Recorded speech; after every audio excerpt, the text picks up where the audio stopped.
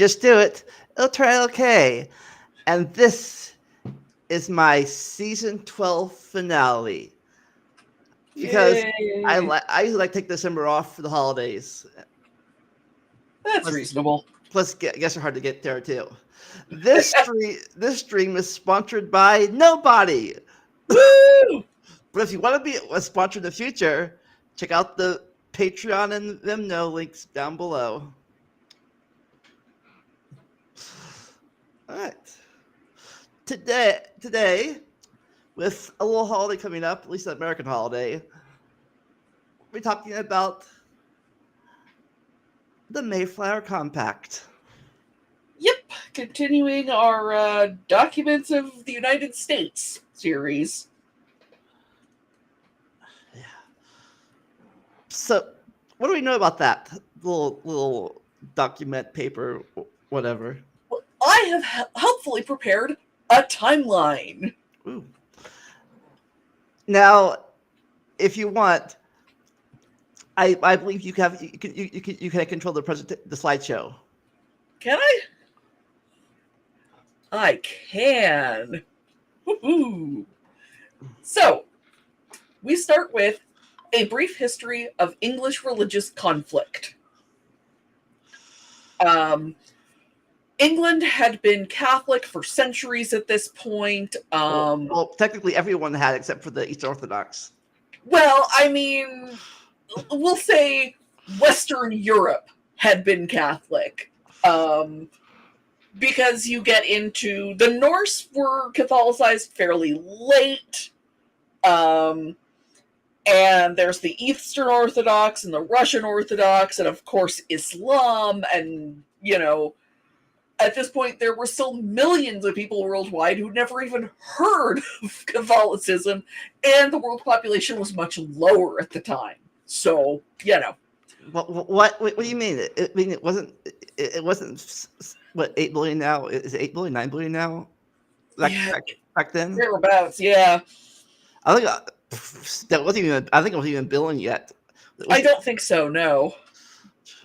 But you know, the majority of people living in the Pacific had never heard of Catholicism and what have you, and a lot of people in the African interior and a lot of people in Asia. But Western Europe had been Catholicized centuries earlier. Or the Americas. Yes, well, yeah, the Americas had started to be Catholicized about 30 years before the time we're getting there in 1492. And in fact, the daughter of Ferdinand and Isabella of Christopher Columbus fame was Catherine, called Catherine of Aragon, who was the first wife of Henry VIII, and is therefore directly relevant to our story here. So in 1521, Henry VIII is named Defender of the Faith by Pope Leo X because he wrote an argument against Martin Luther. Good old Henry VIII.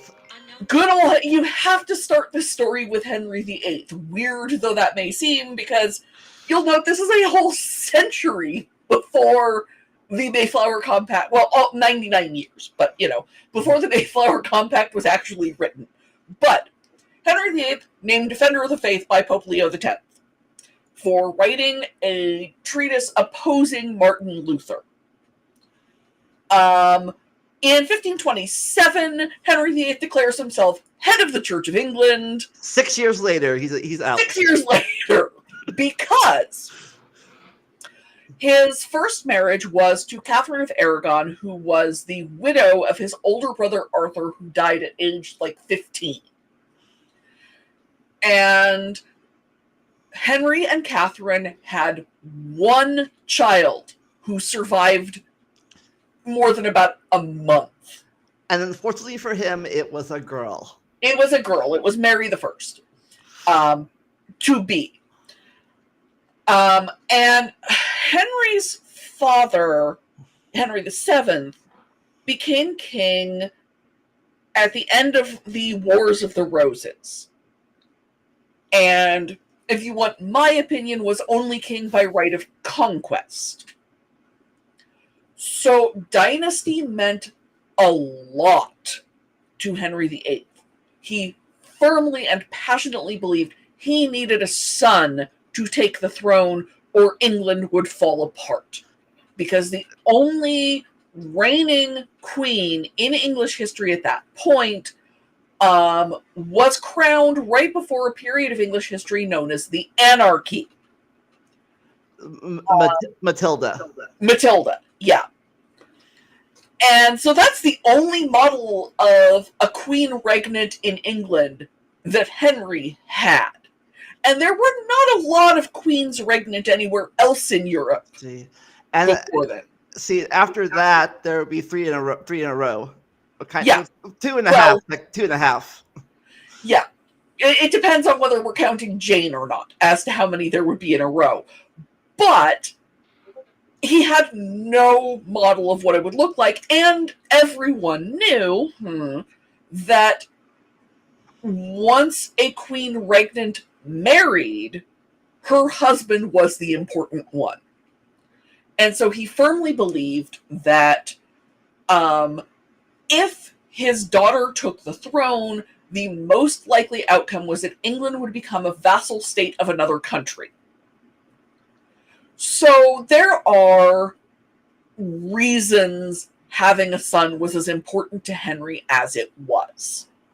This does not excuse literally anything he does going forward, but that is at least why having a son was important to him the way it was. And took him 3 tries. Yeah. So 1527, he has been seeking an annulment from Catherine because it's clear to him that Catherine is never going to produce a son for him, a living son. Probably by 1527, Catherine was menopausal. Like, we don't have documentation of that, which I'm kind of grateful for, because that's really more invasion of privacy than Catherine needs, historically speaking. Well, to be fair, divorce, she's one of the lucky ones of the wives.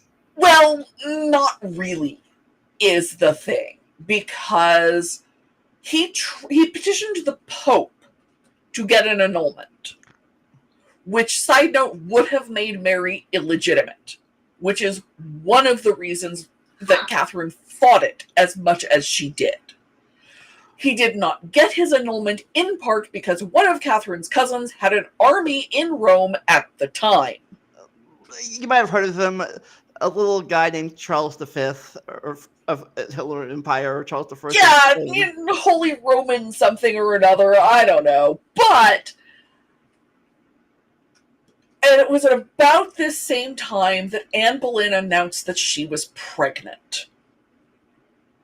And in order to keep his dynasty, Henry declared himself the head of the Church of England, declared his marriage to Catherine invalid because she had been married to his brother, and married Anne, who promptly had a daughter.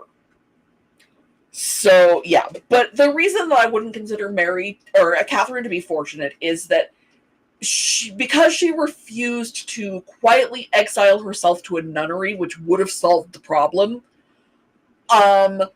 he had her locked up in fairly miserable circumstances and wouldn't let her see Mary.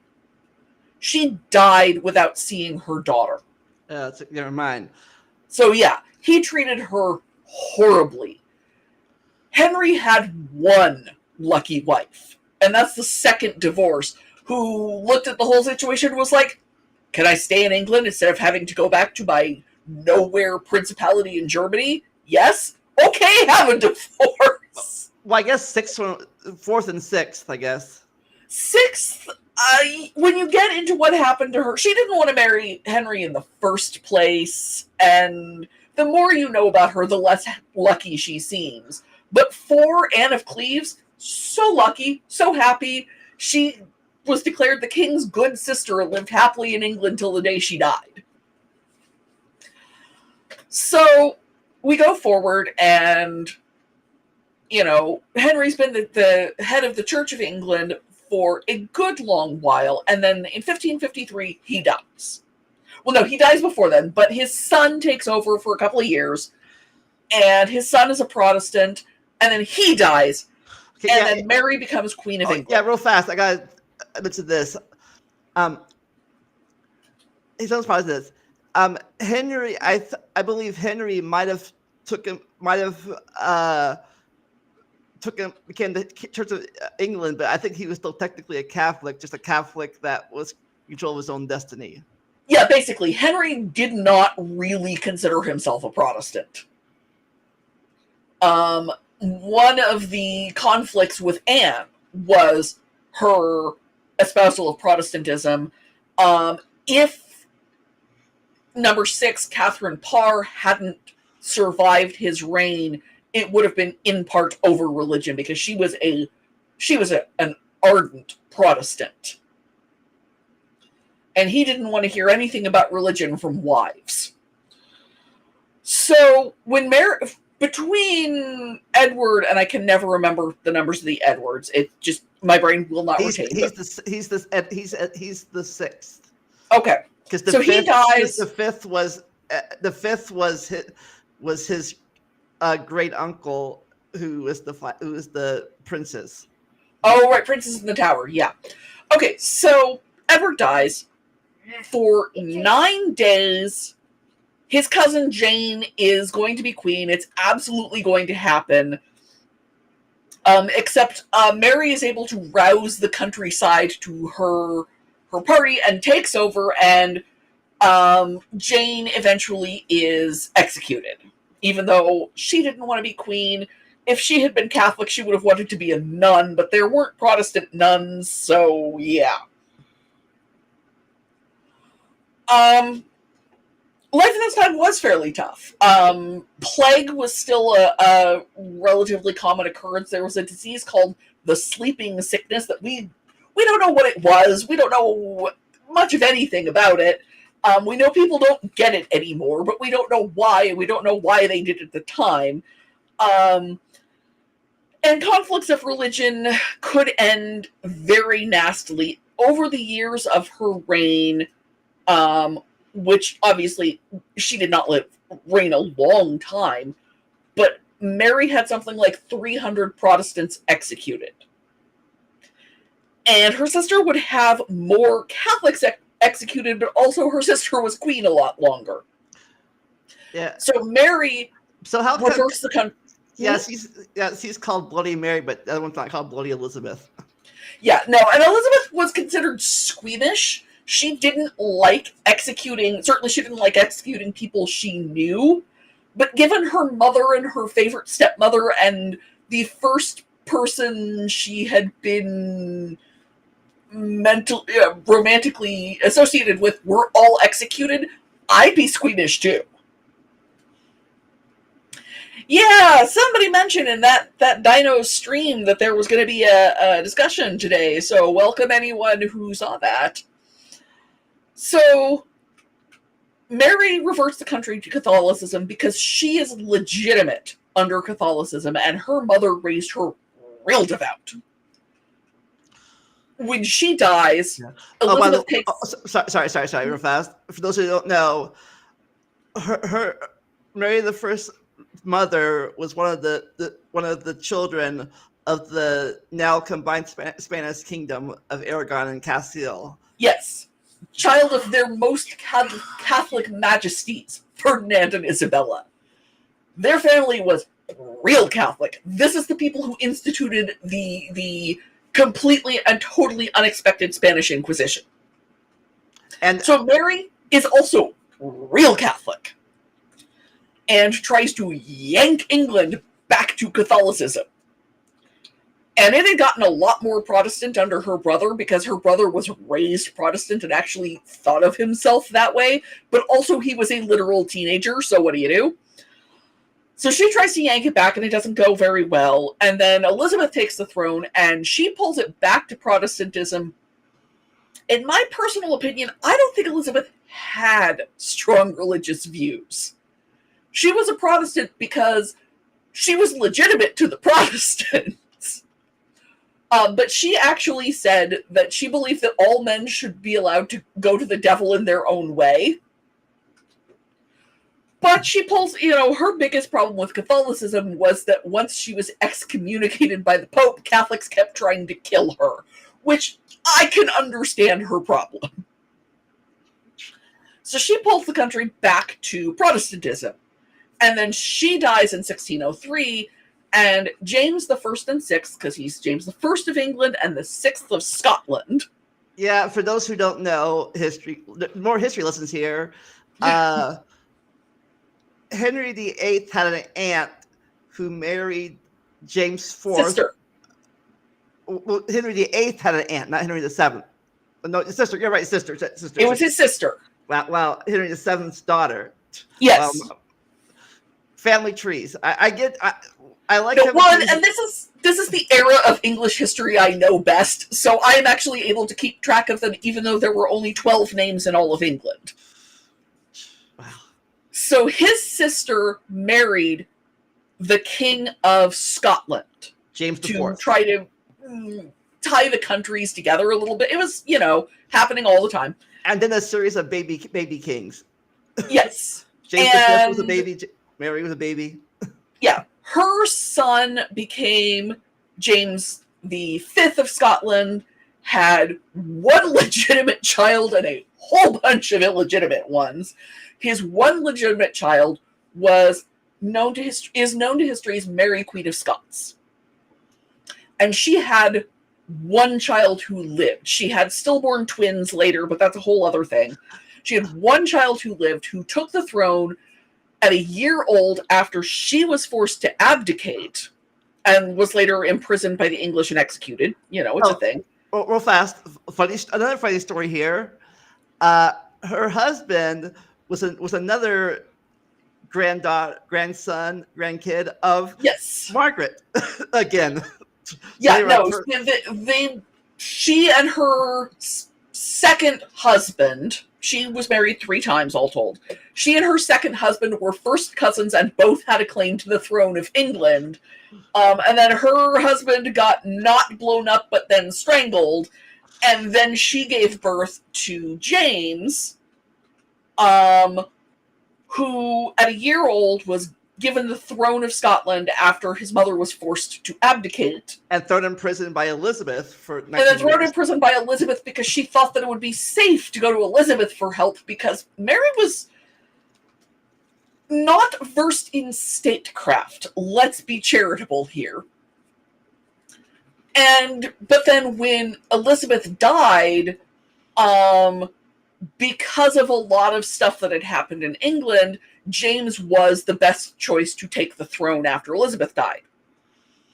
So he's been raised Protestant, unlike his mother, who was another devout Catholic, because France was very, very Catholic at the time that she was born and raised in France, where she was very briefly queen. Until her first husband died young. So he comes to London and brings a bunch of Church of Scotland people with him. So this is our religious situation at the point at which we actually get into the main story. Freedom to hate other religions. So in 1559, under Elizabeth, that's Elizabeth? Yes. 1559, it becomes illegal not to attend Church of England services. You pay a fine for every service you miss. If you're too vocal about it, you can be sent to prison. There is no freedom of religion in England. So 1556, before then, bands of people form what they call separatist congregations, declare themselves to no longer be a part of the Church of England. In 1603, they start moving to Amsterdam because they're not sure how things are going to go under James. 1606, James appoints an Archbishop of York who begins purging the Church of nonconformists. And that could be people who are too Catholic, and it could be people who are too Protestant. There's a very fine line you're supposed to be walking at this point. So 1617, there's a colony in Leiden in the Netherlands who believes their children are becoming too Dutch because they've been there for decades at this point. Well, about 15 years. And they start making plans to go to the New World because they don't want to be under the Church of England, but they don't want to stay in the Netherlands, and it's starting to look like the war is going to heat up again, and maybe Spain is going to try to take the Netherlands back, and that makes the Netherlands not a good place to be. So they're going to move. Who walkest on the foamy deep, which is a quote from a hymn. 1619, James I issues a charter for a colony in the New World with the proviso that the separatist religion will not be officially acknowledged. They are still going to be Church of England. 1620, the group decides to settle north of what is known now as Virginia in what they are going to call New England. September 1620, they set sail. November 1620, they reach the coast of North America. And that is not a great time to be sailing on the Atlantic. By all accounts, the ship they sail on, the Mayflower, is not as rickety and unseaworthy as they believe it is. None of these people are sailors. But that being said, I would not want to cross the North Atlantic in the fall. Now, real fast, do you know the difference between these guys and the Puritans that came 10 years later? So the difference is these people are separatists. They want to be separate from the Church of England. They do not want to be a part of it. Puritans want to purify the Church of England and make it the way they believe it should be. And these are two conflicting religious movements that have been fighting it out in one way or another in England for decades at this point. Elizabeth didn't like the Catholics because they were trying to kill her. She didn't like the Puritans because they annoyed her. Elizabeth was a very fun-loving woman, and almost everything that gave her pleasure was something that the Puritans thought should be banned. It's worth noting that under Oliver Cromwell, a lot of Elizabeth's favorite things were banned. And he was a Puritan. And that's why they didn't last very long. Yeah, that's one of the reasons. Yeah, he banned meat pies. And Christmas. Yeah, well, meat pies were associated with Christmas, so he banned meat pies. Like, so many things, just, you know, the English Christmas in those days could be a little bit wild. Yeah, people don't know this, but the war on Christmas really, first people banned were Christians. Yeah, Christmas was banned from being celebrated in the Massachusetts Bay Colony for years. And current evangelical Christians owe a lot more of their belief to the Puritans than they do to the Catholics who were still full on celebrating Christmas. Or even the, like, vaguely somewhere between Catholic and Protestant people like Elizabeth. So, enter into his gates with thanksgiving, which is a quote from the psalm that they said when they finally got to shore. But they're still at sea at this point, and they decide that their patent wasn't official yet, because the patent that they held was with a different group of people. It's complicated, and I don't fully understand what was going on there, but they decided that their patent didn't technically apply to them, and therefore they could do whatever they wanted. So they were writing their own document to form their own government. Which I have put on a series of slides. I didn't do it by sentence because it was 1620 and it's 2 sentences long, and I think I have 10 slides of it. Okay, if I remember right, this is the third English colony, second permanent one. Yeah.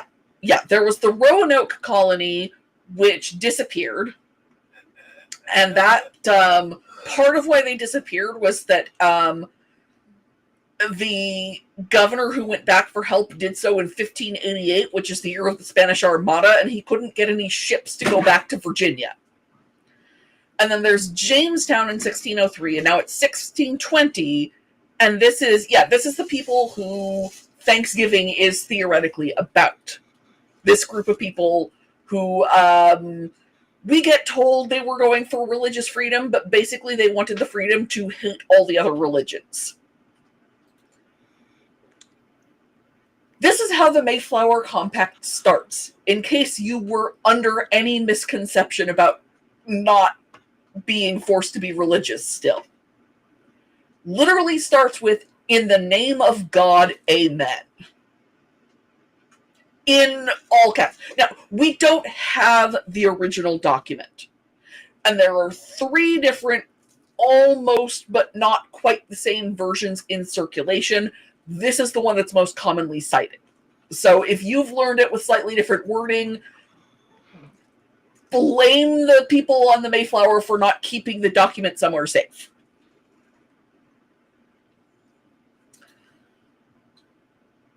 We, whose names are underwritten, the loyal subjects of our dread sovereign lord King James, by the grace of God of Great Britain, France, and Ireland, King, Defender of the Faith, etc.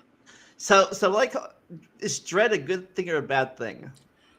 It's a good thing. Dread at this point is powerful. It's authoritative. It's not we dread him. It is he is somebody to dread if you oppose him. Okay, and also at this point, there's still, ever since Edward III, they're still saying France is ours. They're still saying France, yeah. At this point, I mean, they lost Calais in the reign of Mary I. There is no France anymore under the British throne. There just isn't. And they're now saying Great Britain, even though that's not officially the name of the country, because James was also King of Scotland. Yeah, I don't think Great Britain was even a thing until his great-granddaughter Mary and Anne. Yeah, it gets down to that era that we start getting it. But he does hold 2 thrones.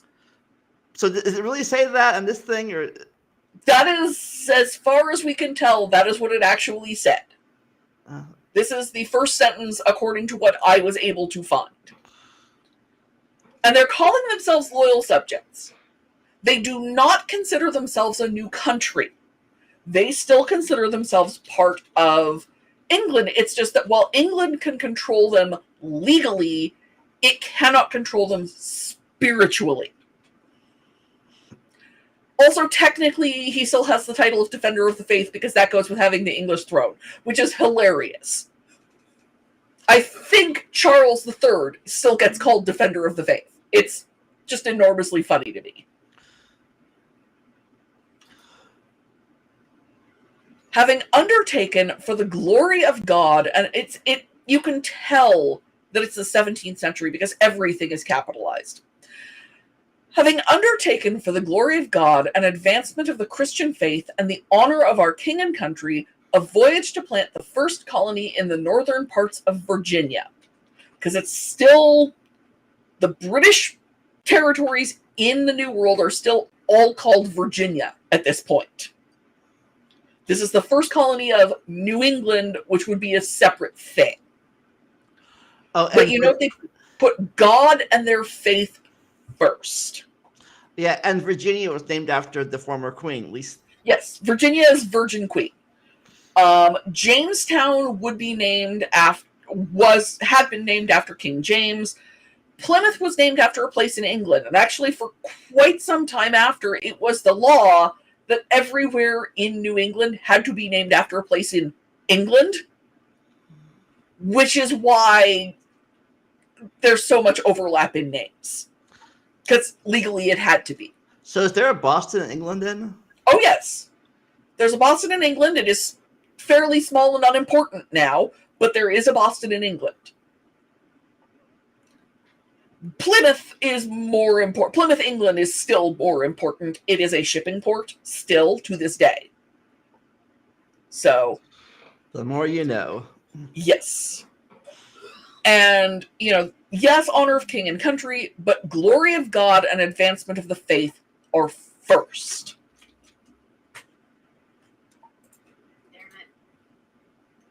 Do by these presents solemnly and mutually in the presence of God and one another covenant and combine ourselves together into a civil body politic. This is not a church, because not everyone who signs is a member of their church. The ship is divided into what were known at the time as strangers and saints. Saints were members of the church. Strangers, like, most of the sailors, were not members of the church. So they are, again, in the presence of God. God comes first for these people. But they are talking about a civil government as being separate from the church-ish. So do you know what they hated, what they wanted to separate from the at least they're different from the Puritans, but you know what they wanted to separate? Well, for one thing, they thought that the Church of England was still too Catholic. Okay, so it's the people on the ship, Eddie, but the point, you divide it with, blankets hung up between the different groups and things. So that the Puritans and the Separatists believed that... Well, the Separatists particularly believed that no one should be able to tell them what to believe. So they were rejecting the authority of anyone to control their church except for themselves.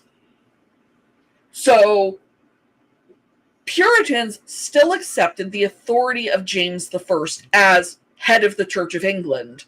Separatists did not. And that's the big difference between the two. Okay. Most of the groups wanted no art in the churches. They were very firm about the service being in English, not in Latin. They didn't want hymns. The rules were considered too loose. One of the things the Puritans didn't like was the theater. So the theaters were closed under Oliver Cromwell. Dancing, some of them were okay with and some of them weren't. But anything that was considered licentious, which what defined licentious varied a lot based on who you were talking to, was something they wanted not just, out of the church, but in many cases banned altogether. Cromwell didn't stop church celebrations of Christmas. He wanted Christmas, particularly because of the parties, eliminated. And yes, parties under the Tudors, especially Henry and Elizabeth, could be a lot. But even, fruitcake was banned because it was a celebration of Christmas. Cromwell went hard on nobody gets to have fun. And since he controlled the military, people had to listen. Yeah. Cromwell would become Lord Protector. Caitlin Doty actually recently did a really interesting video about what happened to his body after he died, because he's one of a handful of people in history to have suffered a posthumous execution. By the future Charles II. Yeah, Charles II may have had a bit of a grudge against the people who had his father executed. Again, hard to blame him, but he went a little overboard in places. For for our better ordering and preservation and furtherance of the ends aforesaid, and by virtue hereof do enact, constitute, and frame such just and equal laws, ordinances, acts, constitutions, and officers from time to time. Basically, this is, we're going to have our laws. The group is going to be the ones to set the laws. It's not the king.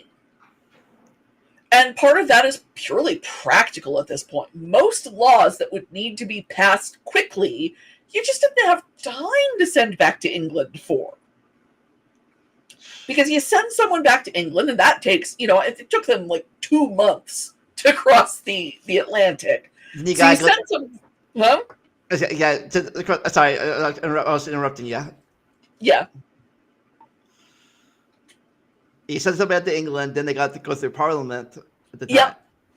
You got to go through Parliament, and Parliament only sat at the king's pleasure, officially and technically. So if Parliament isn't in session, you sit around and wait.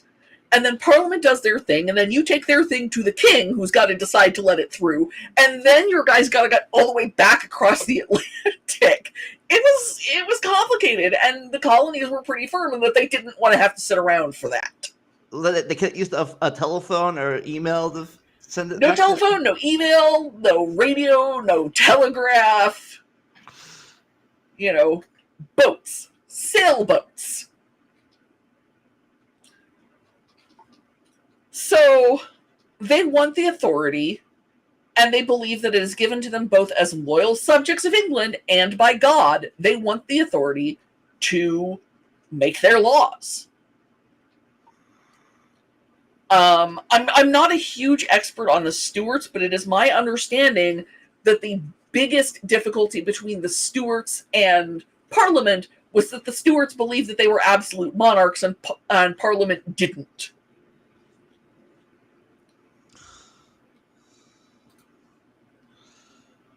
And I'm going to note, here's where we get to the end of the sentence that we started on slide 7.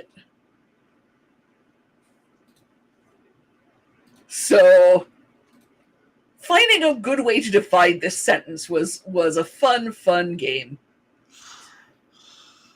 As shall be thought most meet and convenient for the general good of the colony, unto which we promise all due submission and obedience.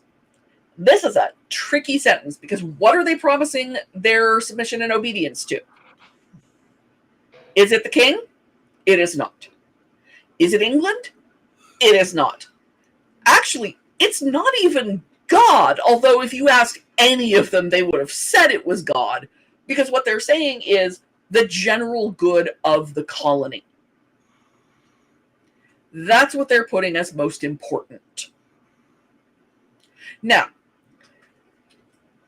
certainly the saints in the group would have said that putting God first was in the general good of the colony. But that's not what the document says. This is, we are going to make the decisions for what their descendants would come to call life, liberty, and the pursuit of happiness.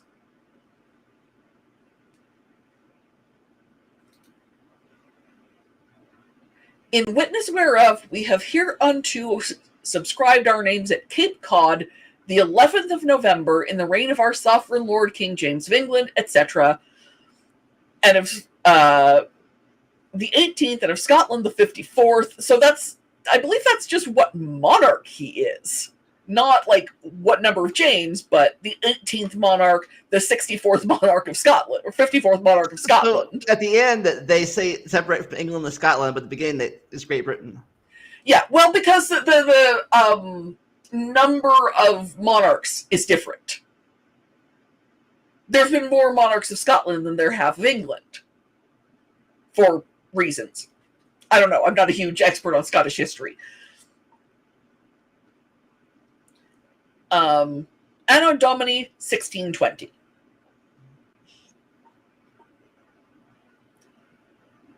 So they're saying they are in his reign, but it is also the year of our Lord.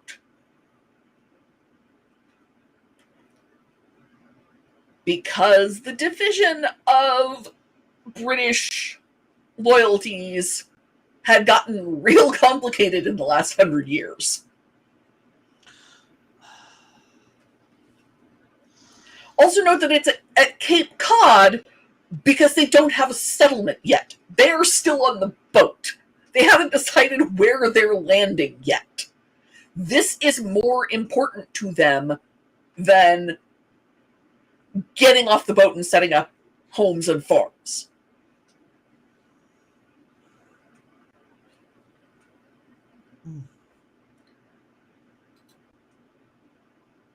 And then here we have our list of guys.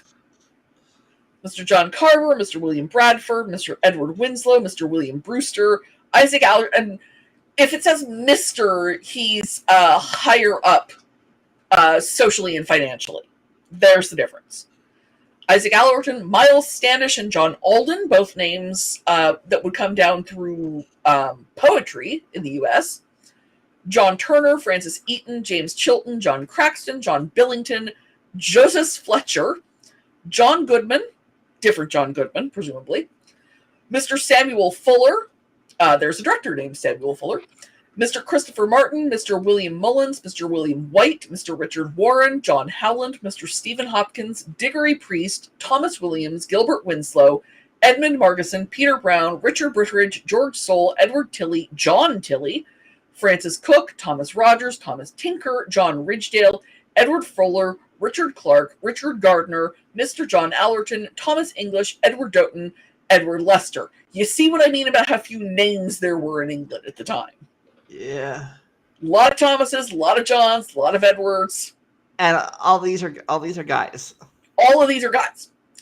This is, I believe these are actually pretty much all saints, too. I don't think the strangers were really signing the document. You said saints.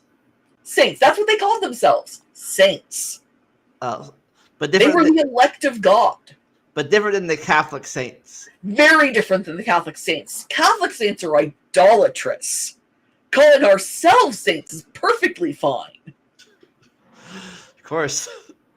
What's hypocrisy? We don't know anything about that. Arrogance? Never heard of it.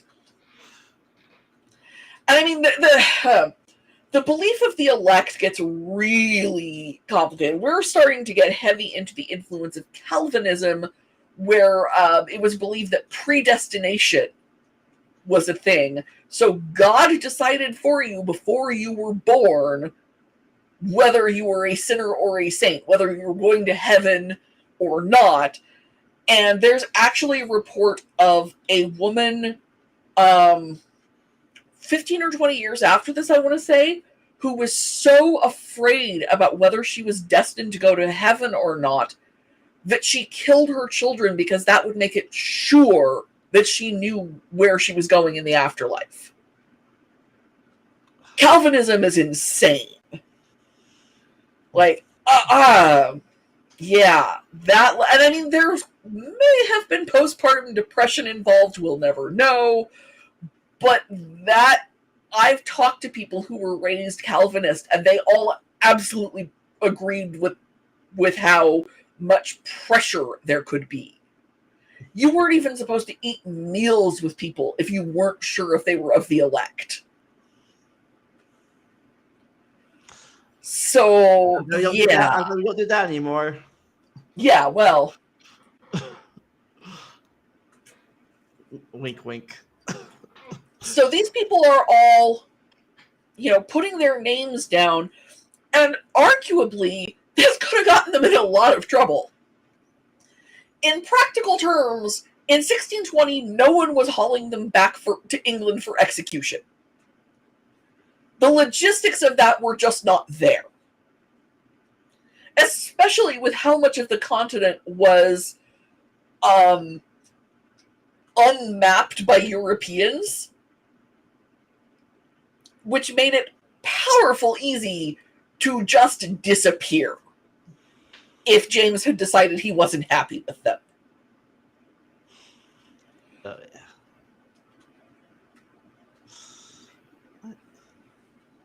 So, Yeah, these are the guys.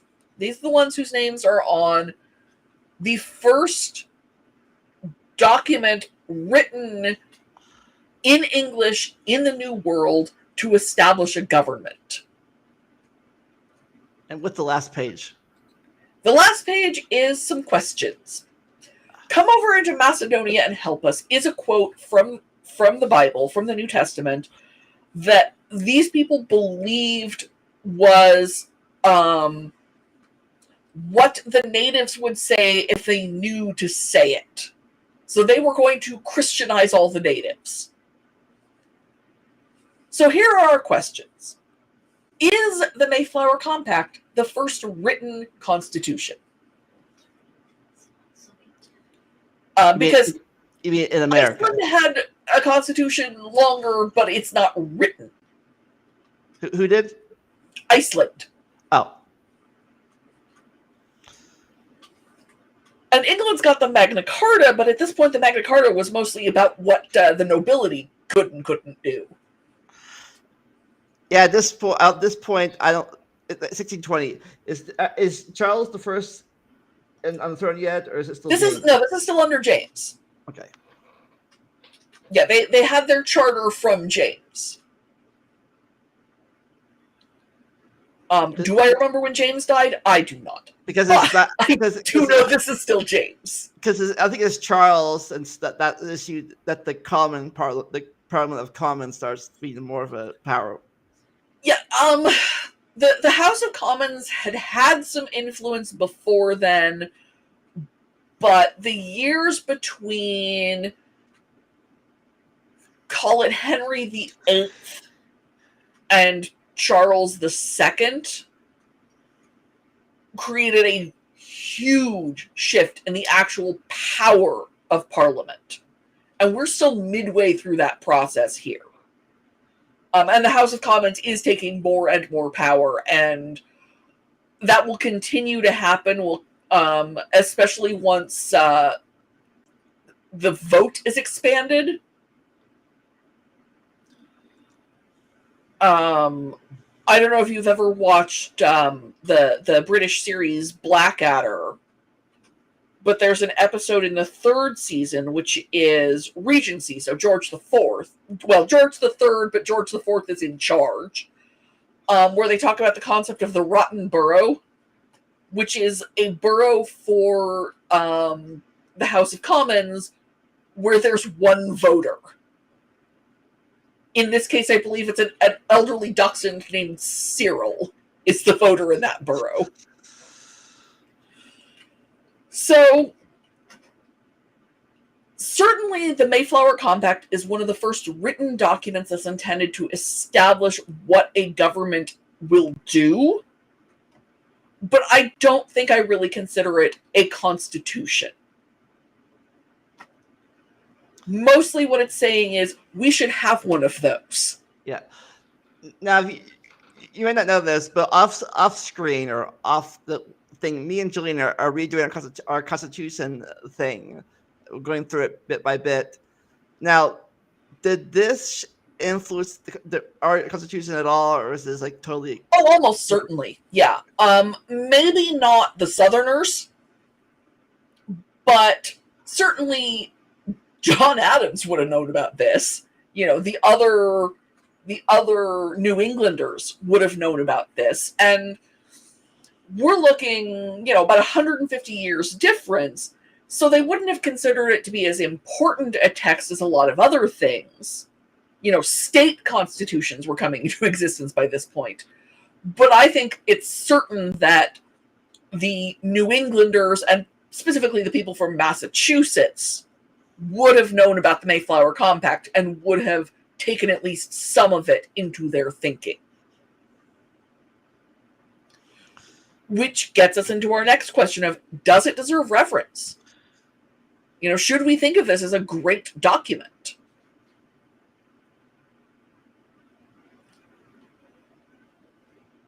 What do you think? I think it's important. Yeah, but important, yes, but But reference is like reverence is I think pushing it. I think reverence is well, first off, I think we revere our documents too much just generally. But this one in particular is a very slippery thing because it's not really promising anything. It's basically saying we're going to make laws for the good, for the common good. We live in a society, and we are going to make these laws for our society, for the good of our society. And that's really all it says, other than God, God, God, God, God.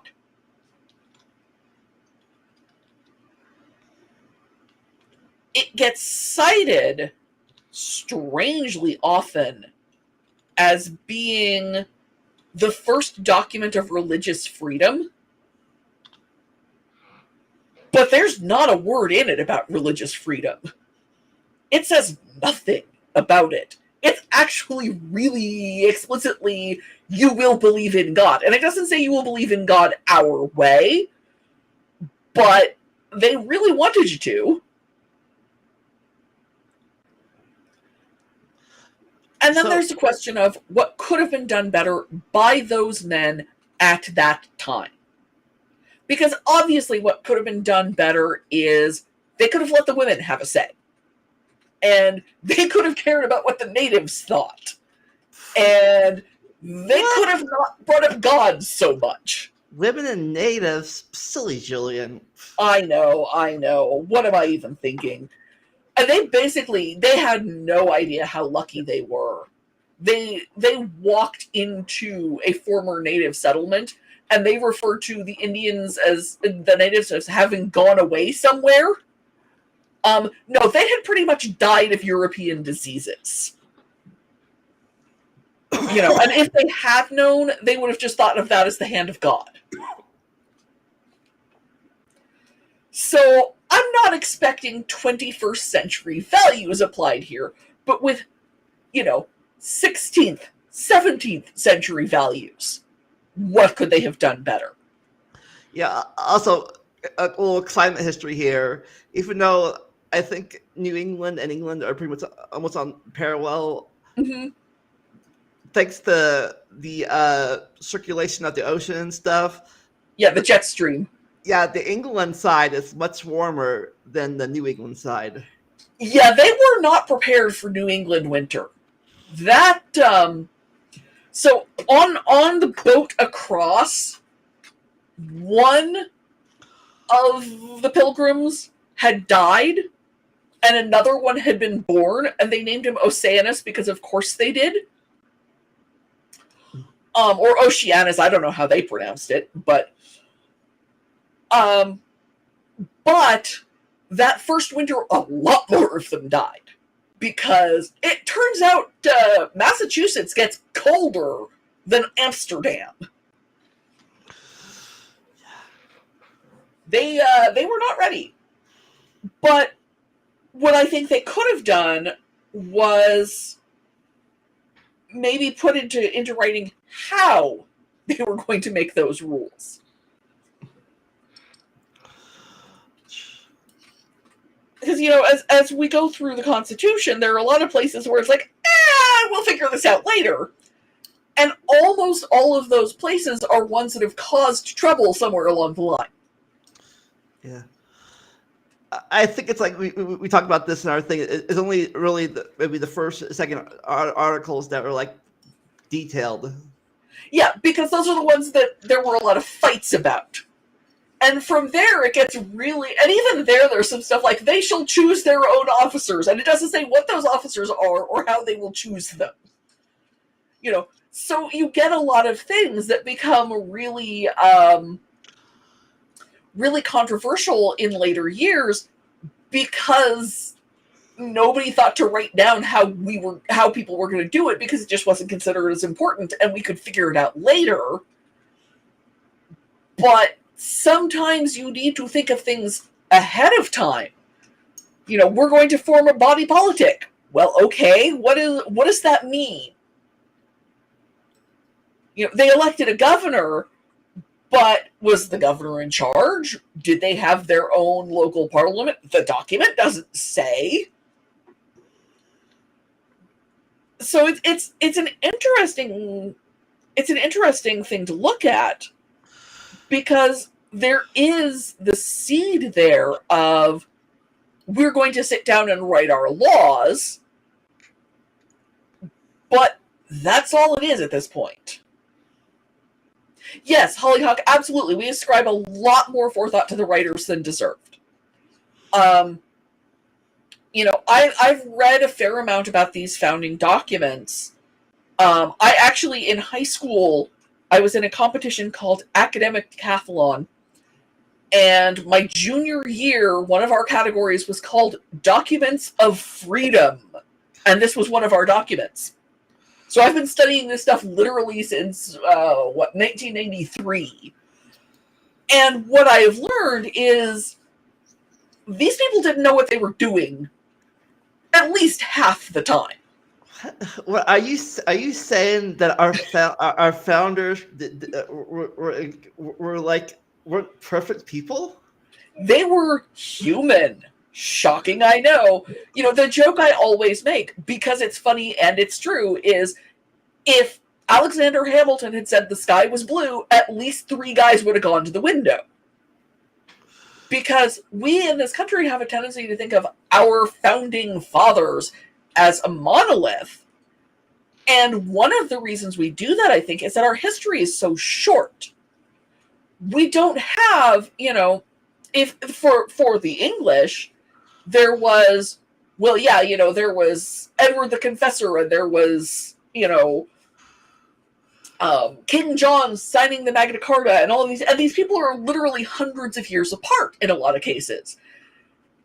And what we think of when we think of American, the founding of America, is a little over 150 years. And we skip a lot of that when we teach people U.S. history. How many of you learned any U.S. history that took place between 1620 and 1776? Name one thing that happened in that time. Boston was founded, and the witch trials. Yeah, the witch trials. Some people know the Boston Massacre. And that's pretty much what we know from this enormous gap when... The French and Indian War. Yeah, French and Indian War, where everyone knows the French fought the Indians, right? Right. And technically that's true because there were Native Americans on both sides of that conflict, but, it wasn't until recently, not recently, but that I discovered the French and Indian War and the 7 Years' War were technically the same war a bit. Technically the same war, yeah. It involved a lot of the same conflicts. Yeah. This the American chapter of that war. Yeah, but John Adams was involved in the Boston Massacre, so that gets us to 1776, and George Washington kind of technically, arguably started the French and Indian War, so that gets us to 1776. Oh, and the tea thing. Don't forget the tea thing. The tea thing. We know about the tea thing. So we know about the Revolutionary generation, and we know about the Pilgrims, but we don't know most of what happened in the gap between them, and it's a pretty big gap. Just like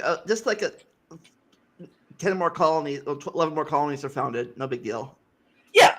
The Salem witch trial was actually started 1692, so that is well after this generation would have died for the most part. The Salem witch trial is mostly people who were born in the Massachusetts Bay Colony.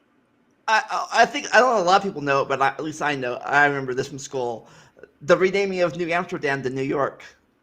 Yeah. Do you know why it happened? We had bigger guns. The English had bigger guns?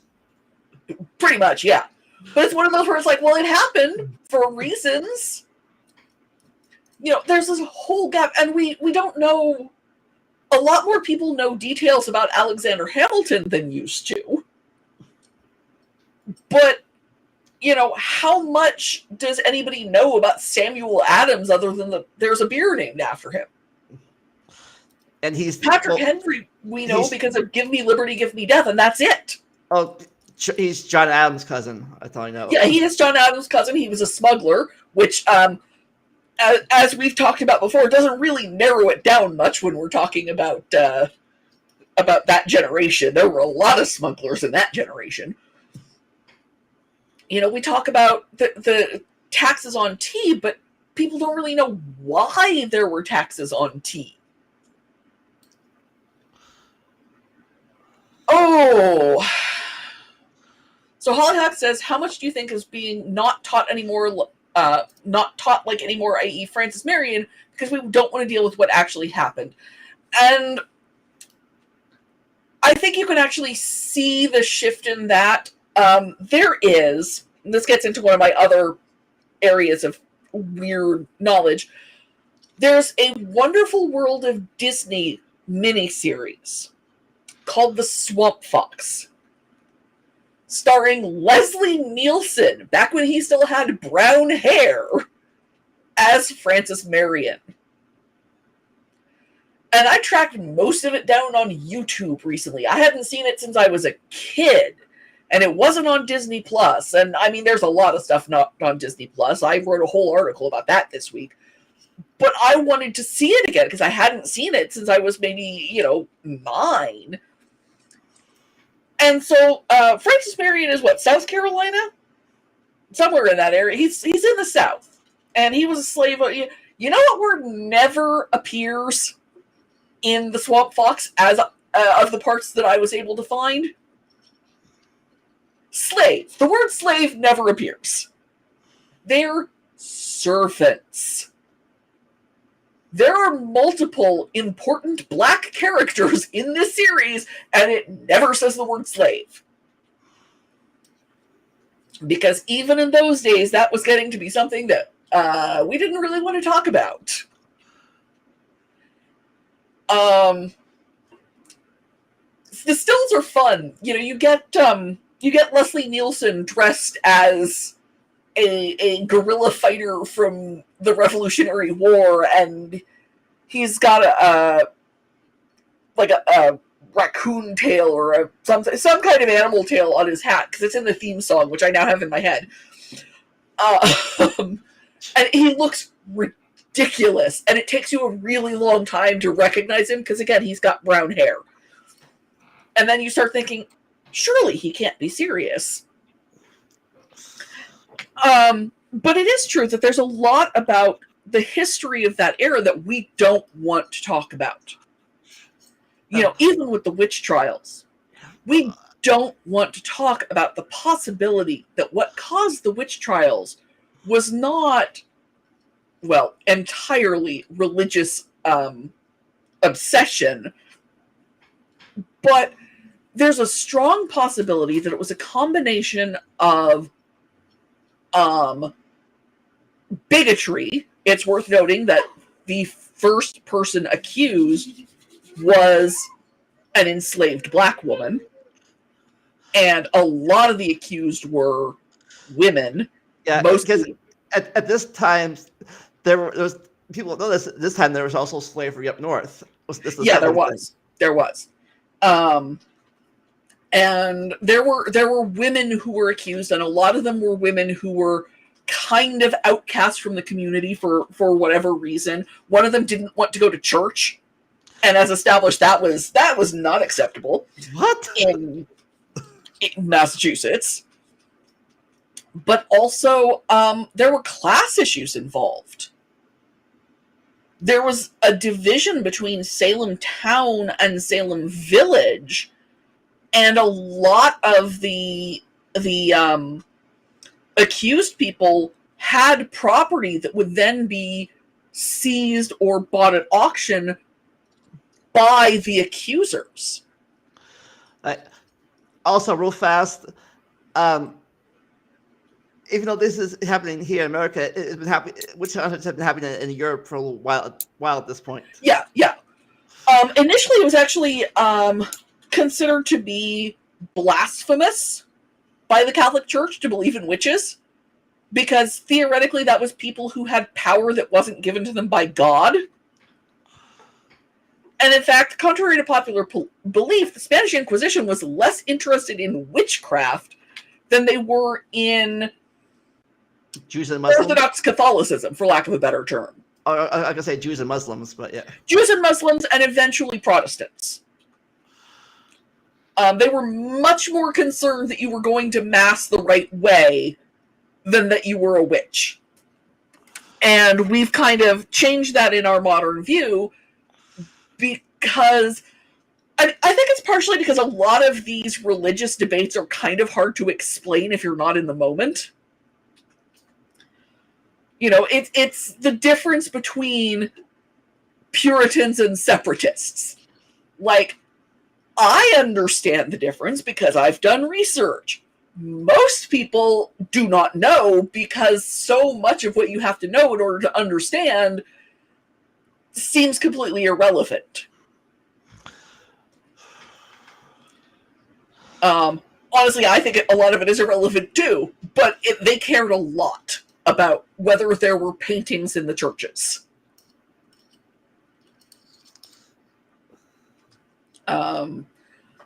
So we don't like looking at the unpleasant aspects of our country's history. Yeah, the Satanic Panic changed how we discuss witchcraft. That's also true. And I think part of that is because the Satanic Panic was so obviously ludicrous. So when was this? The Satanic Panic was in the 1980s. It was the obsession with the idea that there were Satanists performing rituals on our children. Is that when all this TV stuff, all this show is by the devil, blah, blah, blah? Yeah. I own I don't think I have the book, but I own the movie Mazes and Monsters, starring a fairly young Tom Hanks as a guy who is driven insane by Dungeons and Dragons. Well, Mazes and Monsters, which is not the same thing. And at the climax, he attempts to jump off the World Trade Center because he believes he can fly, and is talked down because he doesn't have enough levels. It's beautiful. It's the one part of the movie where it's like, oh, anybody knew what they were talking about. But, you know, in modern culture, most of how we see witchcraft is a joke. And there's a level to which I'm annoyed by that as a pagan, but there's a much deeper level by which I'm annoyed by it as an amateur historian. And here's where I'm different from the Dapper Dinosaur. I am not a professional historian, but I will claim myself as an amateur historian. You know, you watch Hocus Pocus, which I watched last year on my Patreon. I sat and recorded my feelings as I watched it. And Hocus Pocus is set in Salem, Massachusetts. And the witches are real witches. Paranorman is set in, as I recall, totally not Salem, Massachusetts. And the witch in it is a real witch. And have you ever watched the Charmed series? Oh, I've watched enough to know that I'm not going to watch anymore, I'll tell you that. I actually wrote an article earlier this year talking about The Craft, which I love, and what it gets right that Charmed gets wrong. Charmed mostly annoys me as a pagan. One of them gets married in a church, and I have feelings.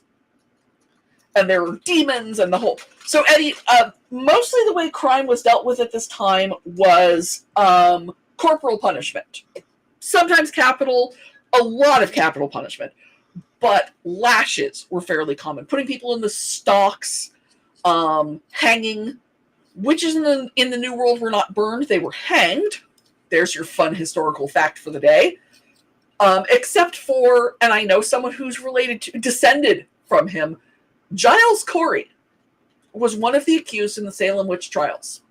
And here's where we get into class issues, because he knew that no matter which way he entered a plea, whether he pleaded guilty or not guilty, his property was going to get seized. And he wanted to leave his land, his farm, to his sons. So he refused to enter a plea. And what they did was they pressed him, which meant they put big, heavy rocks on his chest. And Giles Corey was like 80. He was not a young man. And his final words were, "More weight." That, ladies and gentlemen, is an American hero. Much more so than the people saying. And don't get me wrong, I find Giles Corey's religious stance abhorrent too. Giles Corey was the same religion as the people oppressing him. But just that one moment of rebellion, we should talk more about Giles Corey than we do about, Miles Standish, most of whose history is made up by a poet. Crime was dealt with harshly, is the short version. Some of the people, it wasn't Massachusetts, but in some of the colonies, they started as penal colonies. Georgia, for example, a lot of the early settlers of Georgia were prisoners who was called transported to the New World as punishment for their crime. Australia would go on to be the next penal colony after the Revolution. And it was a lot harder to get back from Australia than it had been from the Americas. So they have a lot more discussion of their own history as far as transportation, because such a sizable population of their people of European descent were criminals transported during the founding of the colonies. But in the United States, we don't want to talk about that kind of thing. Yeah. We recorded recently our talk about the 3/5 compromise. And one of the things that kind of came up was indentured servants are in that clause too. Indentured servants counted as a whole person, unlike all other persons, but indentured servitude was still a thing in those days. Apprenticeship, which was kind of like indentured servitude, was still a thing in those days. And we don't want to talk about the fact that in,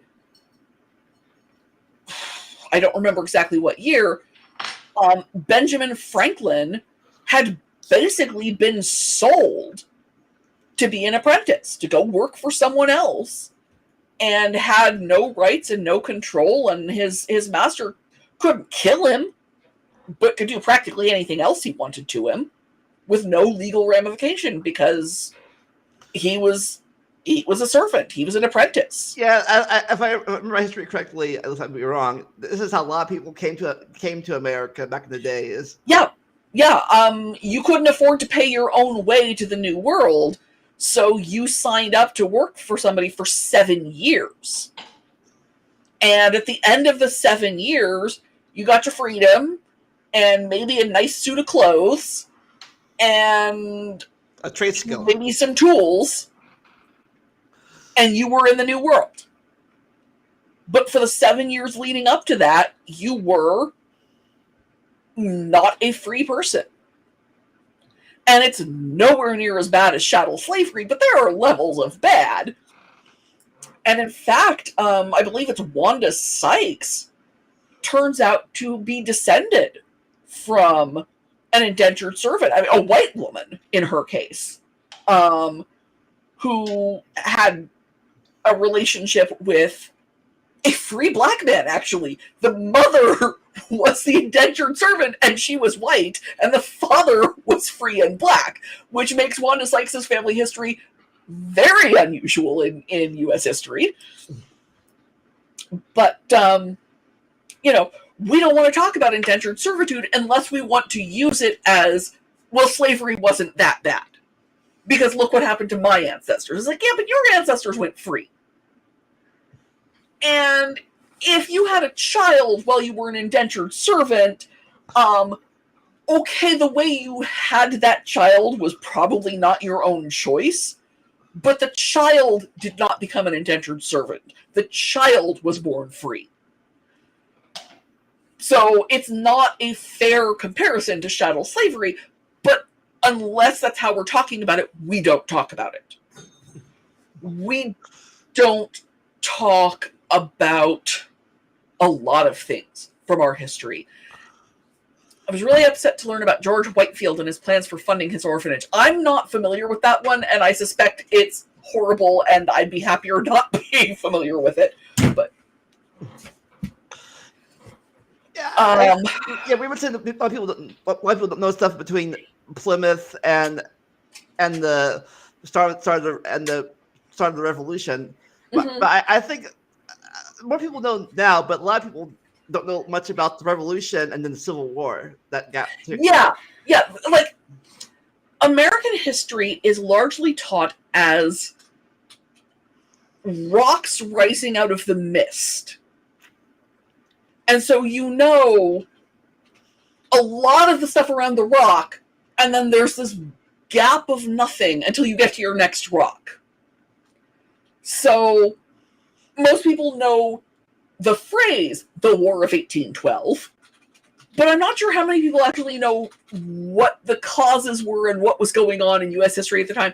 They know the War of 1812 existed, they burned the White House, they burned the Capitol, Star-Spangled Banner was written somewhere in there, and then knowledge kind of goes away until we get to, like, maybe the Missouri Compromise. And it's that kind of thing where a lot of what's going on, you only know if that's your particular field of interest. And on the one hand, everybody's a specialist because you have to be. Yeah, like did you know, like, we have the War of Mexico. Yeah. Here's a fun fact about the War of Mexico that most people don't know. There was one congressman who gave a speech in the House of Representatives opposing the war as basically a petty land grab. You know who that one representative was? Lincoln. But for most people, Lincoln kind of starts to exist with the Lincoln-Douglas debates, which they don't know any of the history about, and then really starts to exist in 1860 when he's elected president. Yeah, and you'll hear more about the Lincoln-Douglas debates once I get edit and upload that about our Senate section. So Hollyhock has another one. No one ever explained what Manifest Destiny actually was. Yeah, so I will do that real quick. So obviously, when the Europeans first started to take over the New World, they started on the East Coast, because that is the coast that is closest to Europe.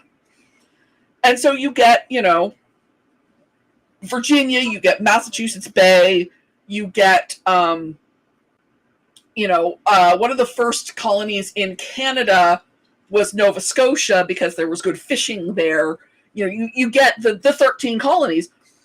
And then there's this whole continent stretching west that they didn't know anything about.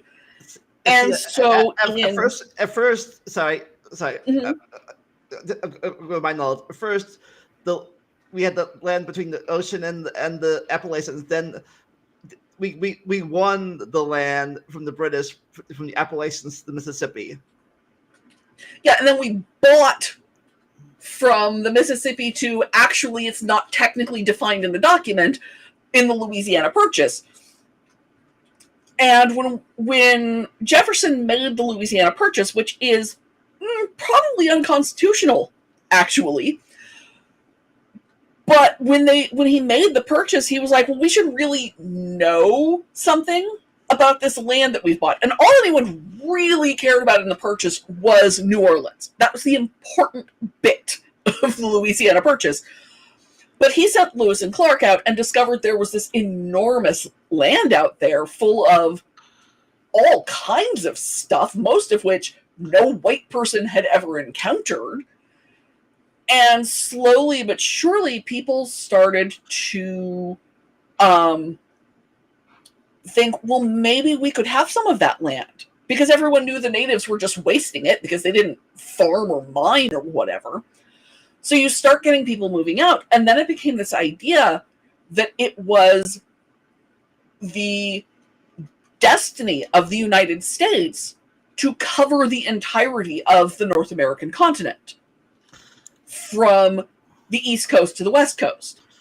And so in order to manifest our destiny, in order to make our destiny happen, it was important that a lot of people move westward and start taking over the land, because the people who lived in it already didn't matter. And that wasn't just the natives, that was like the people who had been settling there since the Spanish.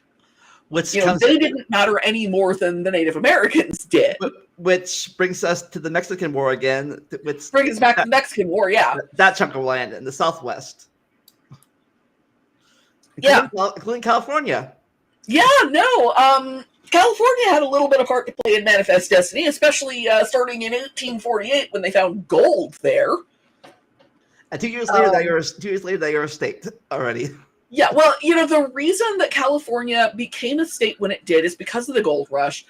I remember the exact date of California's statehood because, well, the day is my younger sister's birthday.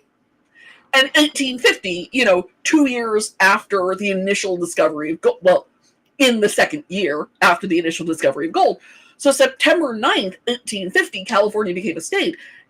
And in those days, Congress was trying to make as many states as possible roughly the same size and shape, which is why there's all those rectangles in the country. And California said, no, we're not going to join unless you let us keep all of our land. Oh, and also, even though it was in the South, they're like, you know what? We're not doing the slave thing. Yeah, no, we are not going to be a slave state, and we're keeping all of our land. And because of the gold, Congress said, okay. So that is California statehood right there, as part of Manifest Destiny. We needed California in order to be across the entire face of the continent. And I think the last chunk of land, at least on the continent, at least besides Alaska and Hawaii, obviously, was that little area up where you live. Up where I live, yeah. Well, Arizona and New Mexico were the last states in the contiguous United States to become states, but Washington, Oregon were among the last places in the U.S. to be settled by American settlers. And a pig war. Yeah. And the pig war, which Overly Simplified did a great video on the pig war, cannot recommend highly enough. But also, it's part of why so many places here, relative to California, have Native American names.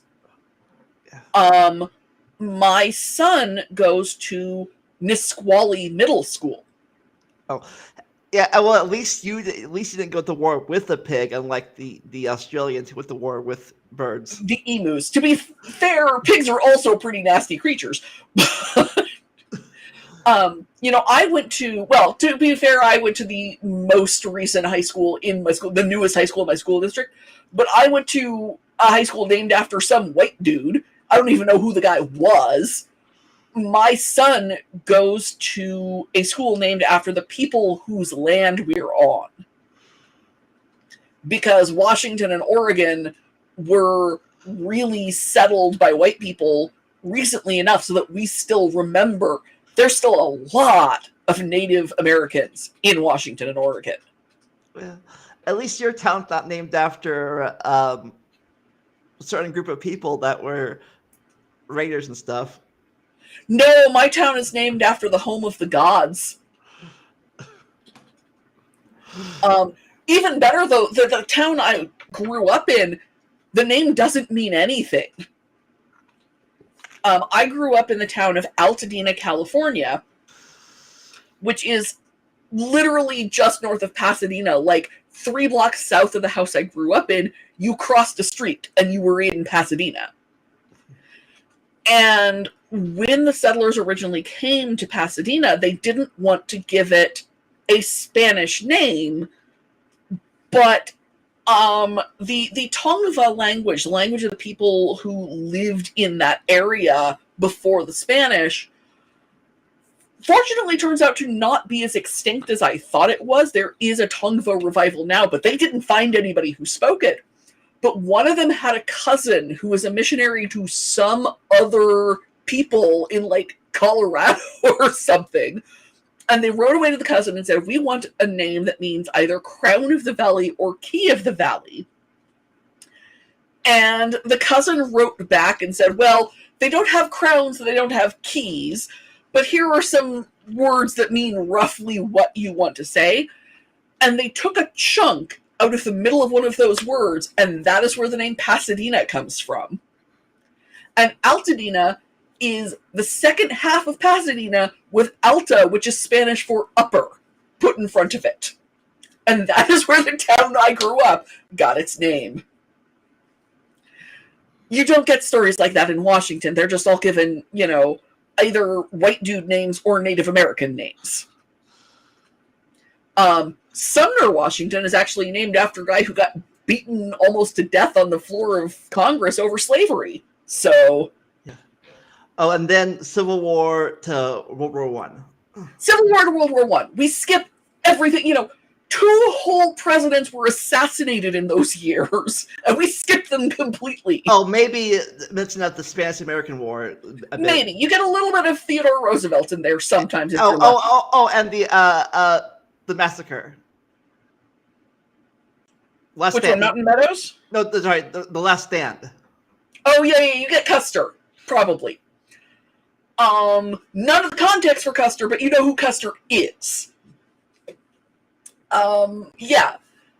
And then a vague idea of the Roaring '20s, and then straight into World War II half the time. Oh, sometimes maybe some depression.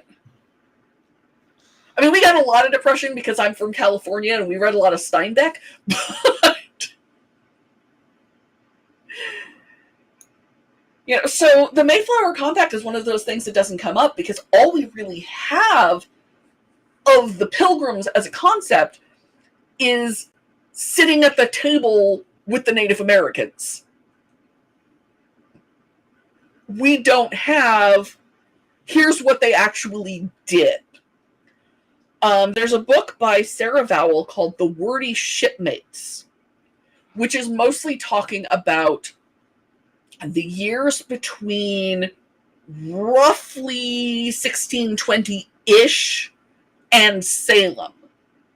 That talks about what was actually happening in Massachusetts in those years.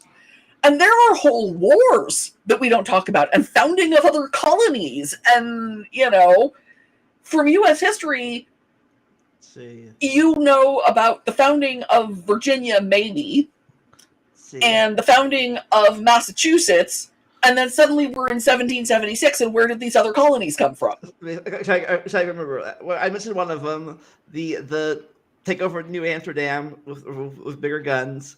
Then the Catholic colony, Maryland. And then the Quaker colony, Pennsylvania. Mm-hmm. And then, the prison colony, Georgia. Yeah. Oh, and then the I don't like Massachusetts, I'm going to form Rhode Island colony. Basically, yeah. And that's all I can remember from my brief history. Yeah. Like, I don't know anything about the founding of the state that I I know a little, but I don't know most of the details about the founding of the state I actually live in, because I didn't move here until I was an adult, so I've never taken a Washington history class. I know more than the average person about the founding of these colonies, and I can't remember which. I think it's Rhode Island was founded by Anne Hutchinson, but I'm not 100% sure. No, I think she might have been Connecticut. She might have been. I don't remember. I think Roger guy was Rhode Island, if I remember correctly.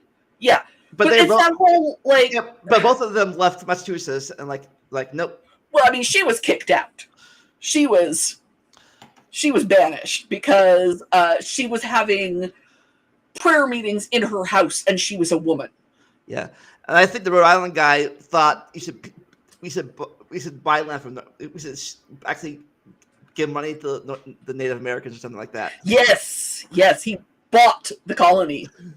And I know that Pennsylvania got its name out of spite because Quakerism was illegal in England at the time, and William Penn didn't want it named after him because he was a Quaker, and that was immodest. And so the name was given to the colony because it would piss off William Penn. Yeah, well so was Catholics. Catholics were illegal in England. Yes, they were. And Maryland was technically named after the Queen of England at the time, Queen Mary. Not numbered because she wasn't a queen regnant, as I recall. I think it was a wife of one of the kings. No, she was. She technically they were the only time they was it William and Mary? Okay. That's the thing. Is my chronology of that era is never going to come together in my head. Because technically, Mary was the daughter of the last king, so she technically had more right to the throne, but her husband had the guns and was male. Who was also her first cousin. Because they're both grandkids of Charles I. Yep. Him through a lady and her through a guy. Yeah. At least it wasn't as bad as the Habsburgs. No one's as bad as the Habsburgs. Well, no, that's not true. The Ptolemies were as bad as the Ptolemies were worse than the Habsburgs.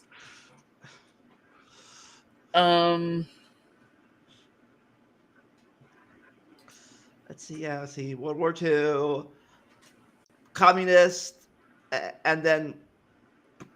Oh no! It was not named after that Mary. It was named after the wife of Charles I. Henrietta.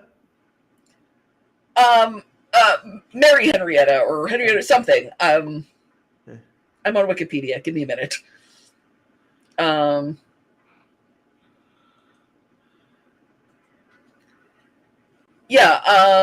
Henrietta Maria of France.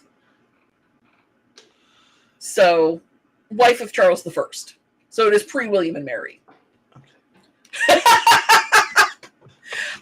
Hollyhock, seriously, I maintain that if people are taught history right, they will not think it is boring, because history is fascinating if you are taught it as a series of stories.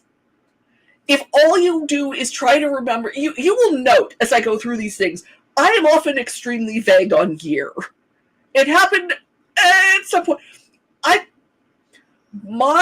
One of my strongest eras of historical knowledge is the reign of Elizabeth I of England, and I can never remember what year she was born and what year she took the throne. I have to look both of those up every single time. I know what year she died, 1603. I know she died in 1603, but, and for some reason I can remember that the Spanish Armada was 1588. But there's just vast chunks where I'm like, and that happened at about this time. But I know so much about her reign and so many of the petty court conflicts and, why things happened and things like that. And it's so much more interesting than remembering what year she was born. And that she was the, quote, virgin queen. The virgin queen. Well, I kind of tend to believe she was simply because she never had any privacy in her entire life. Like, when would she have been able to fool around, has been my question. If she liked women, she could have fooled around with women. We don't have any evidence that she did, but she could have if she did. but she was almost never able to be alone with a man. There was some scandal when she was young, but mostly she liked playing men for suckers, was what she liked. I blame it on her dad. You want to name a historical figure with a reason to have daddy issues, it's Elizabeth I. We did have her mom's head chopped off. That's part of it, yeah. And how much she was in favor depended a lot on which stepmother she had at the time. And yeah, it was a mess. Ooh, Hollyhock, I like history, but a lot of my history textbooks were Abeka. Yeah, no, I'm sorry. So what's Abeka? I am familiar with that. I never did it myself. I did public school, so... But that is a homeschooling textbook series. And homeschooling in the United States is strongly controlled by religious whack jobs. So a lot of the material you find for homeschoolers has a very strong religious bent. And it's a religious bent that is, in my opinion, both ahistorical and completely unfamiliar with 90% of the Bible. So you're not going to hear stories like Elizabeth I's last stepmother's next husband was continually making a play for her even while he was married to her last stepmother. So Henry died, and Catherine Parr married someone else. And all through that marriage, until Catherine herself died of complications of childbirth, because it was the 16th century, her husband was making a play for Elizabeth. Who at the time was still a teenager. Still a teenager. He was also the uncle of her half-brother. He was Edward's uncle. And was eventually executed for treason for being stupid, because he tried to kidnap Edward and ended up shooting his dog. Oh. Well, fast, we're going off topic now. Two things I learned about around this time period. One, both of the queens that got beheaded are first cousins. Yes, they are. I forgot the other thing. I'll think about it in a second. Yeah, I actually feel really sorry for the second one, because she was also a teenager when she got married. She was, I think, 17 when she married Henry, and didn't want to marry him, but couldn't say no. And even if she could have said no, her family wouldn't have let her say no. And she wanted to go off and marry someone else who was actually a cousin of hers, and wasn't allowed to because she had to marry the king. And yeah, she probably fooled around. But also her brain hadn't finished forming and never did. So, yeah. Long term, of Henry's wives, Catherine Howard is the one I feel the sorriest for. That's the fifth one, right? Yeah. Yes, she should have known better given her cousin was the other one who got executed, but also she was a teenager, and we do not expect teenagers to know better.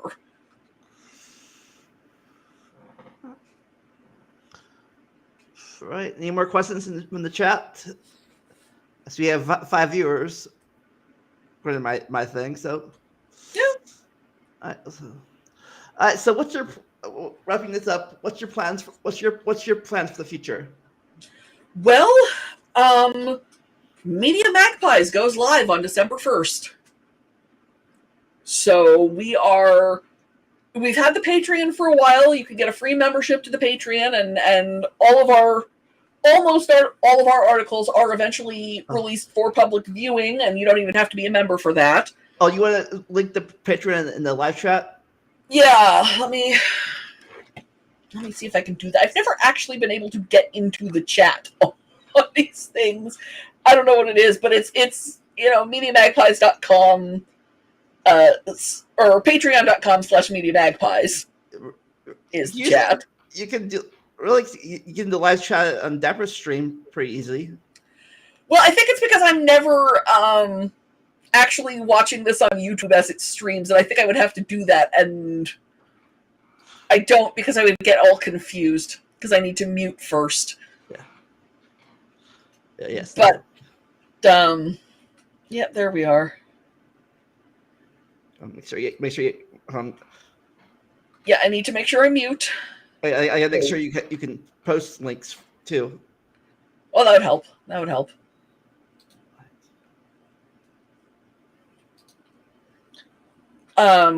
But we've been trying to go live for a year and a half now.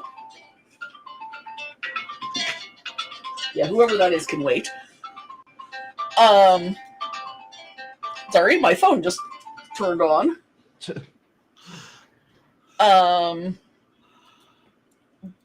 But that'll be MediaMagpies.com will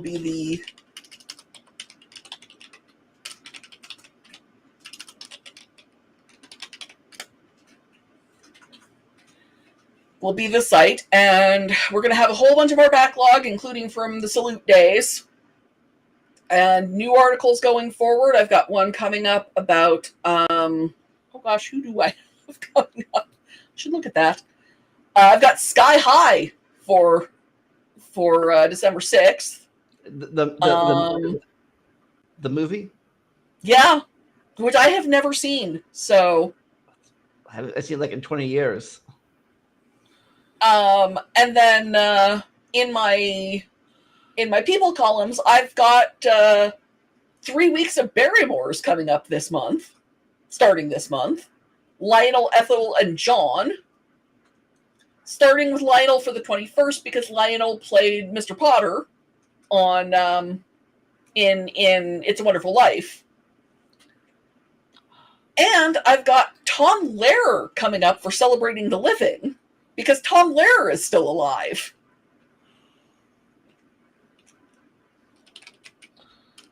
All right. Wait.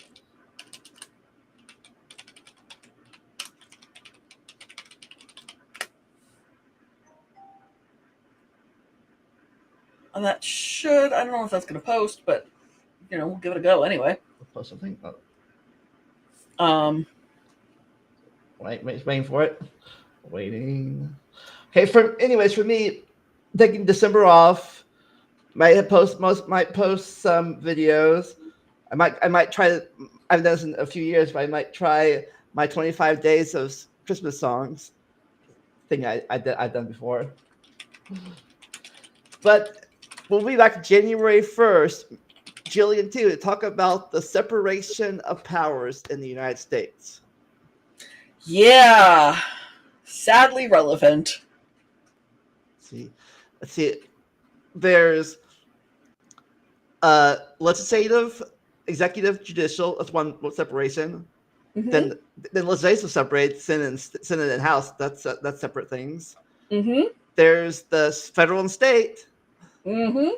And then I don't know if it's powers or not, but state and church and state. Church and state, yeah, and that's the complicated one because whether it's enshrined in law or not depends on who you ask.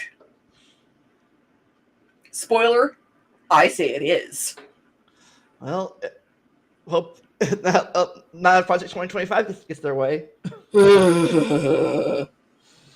So have you posted anything yet? I tried. Let me try again. Just real fast. Just say hi. Just say hi in chat real fast. Okay. Now. Yep, that's me. So. And now you're a moderator. Now you can post stuff. Woohoo! What? Well, there's the Magpies link, which again, December 1st, and then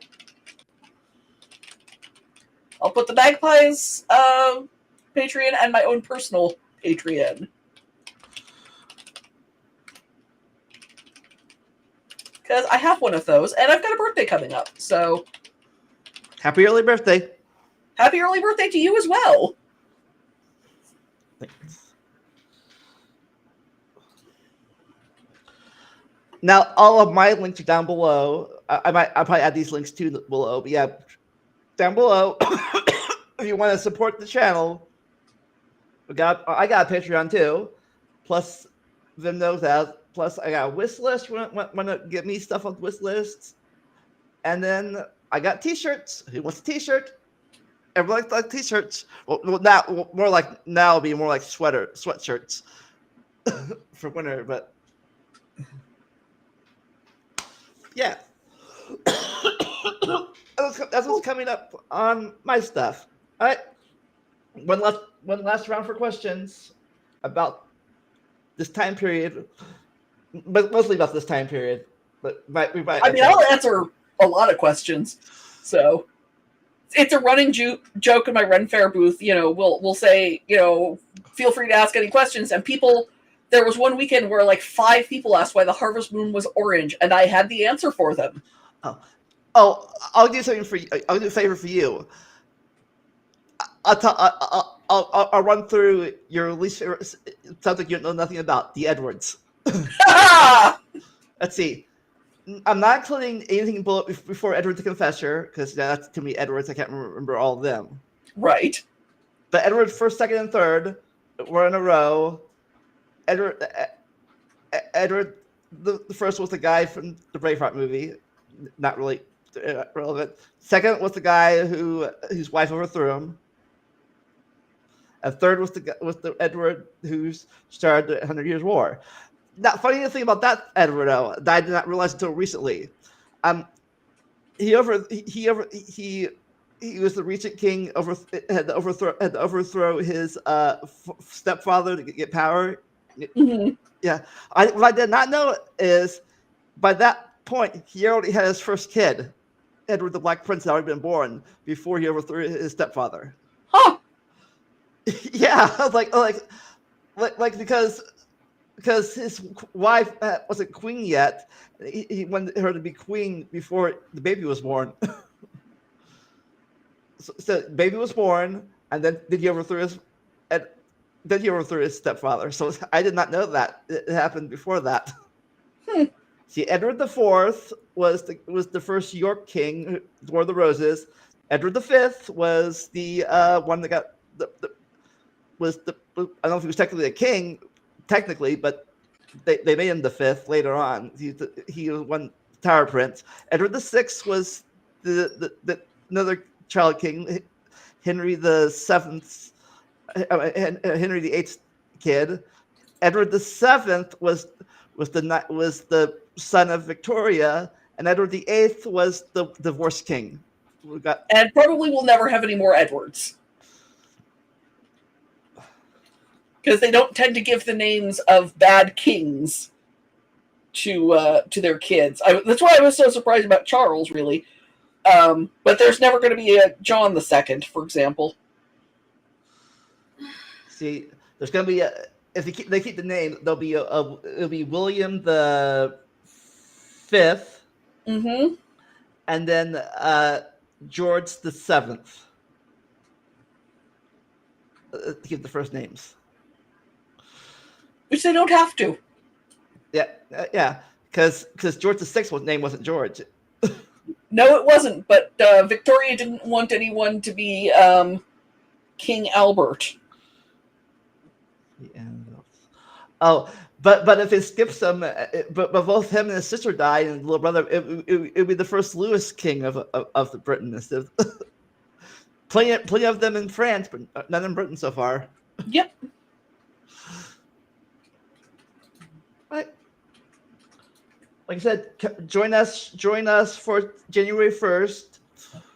We'll be there, and keep an eye on this channel in December, posting stuff there. Ooh.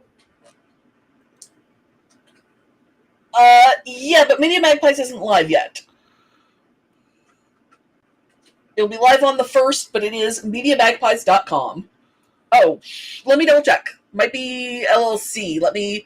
Give me just a second. I will make absolutely sure, because it'd be really nice if I had my right Patreon. Okay. Oh, Regis, while you're here, do you have any questions about the Mayflower Compact or anything really? While we still have time, because we have plenty of time this right now to talk about this point.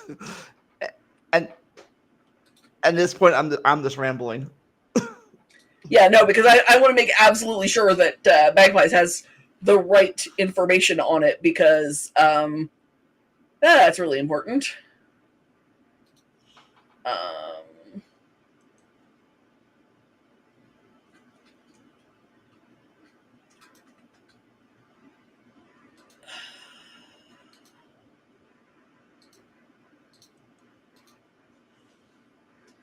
I think it is the LLC.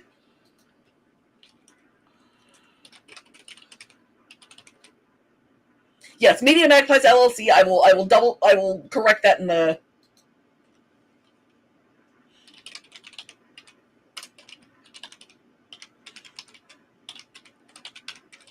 Because we are an LLC.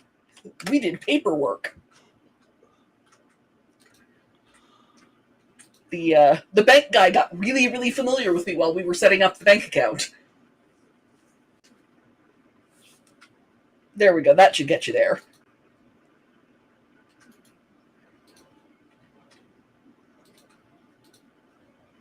Yep, that's us. Okay. All right. Well, with that being out of the way, if there's no more questions, you want to? I forget if you have a catchphrase or not. I do not. As we've learned today, never stop learning. Enjoy the randomness. We'll see you in January. Bye. Bye. Bye, bye,